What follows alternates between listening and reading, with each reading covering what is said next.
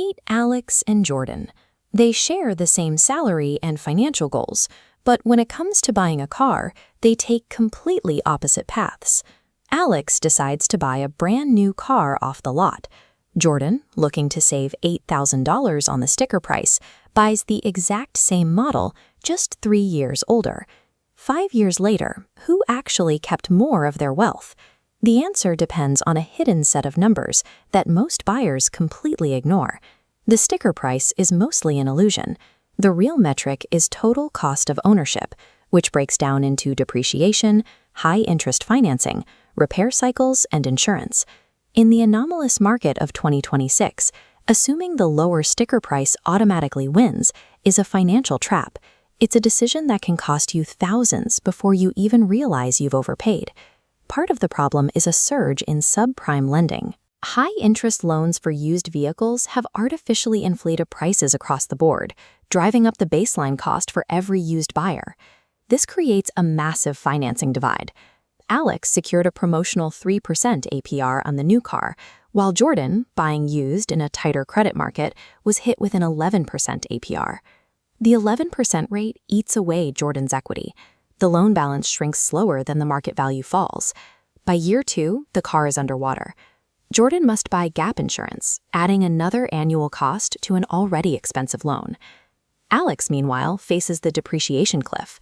A new car loses up to 11% of its value the moment it leaves the showroom, and 20% by the end of the first year. These are permanent losses. Jordan avoided that initial cliff.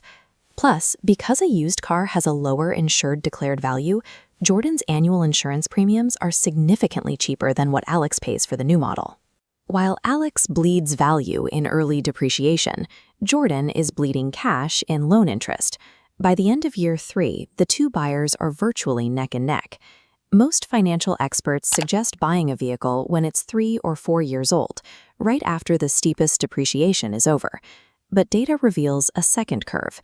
At year 5, repair costs surge 31%. In this environment, the only way a used car buyer definitively beats the system is by targeting a year 6 gas vehicle or a crashed off-lease EV. When you run the final ledger, the math is clear. In the current market, a buyer like Jordan can pay up to $10.2 lakh for a used hatchback over 5 years, while a new buyer with a promotional low-interest loan tops out at $9.5. That initial $8,000 sticker saving was completely evaporated by the high cost of interest and the year 5 repair wall. Buying new makes sense if you are a long-term owner who can secure a low promotional APR and wants the financial predictability of a factory warranty. Certified pre-owned is the best route for risk-averse buyers who want a lower price but need a warranty to guard against unpredictable year 5 repairs. Open market used cars should be reserved for cash buyers. By avoiding high interest rates and targeting the year 6 sweet spot, they pay the smallest premium for the most reliable years of the car's life. Buying a car is an exercise in total cost optimization. The most efficient choice is the one where the lines for depreciation, interest, and maintenance intersect at their collective minimum. So, where are you looking to buy in 2026? Let us know in the comments if you're targeting a year 6 bargain or sticking with the new car warranty. And don't forget to like and subscribe for more deep dives into the hidden math of your money.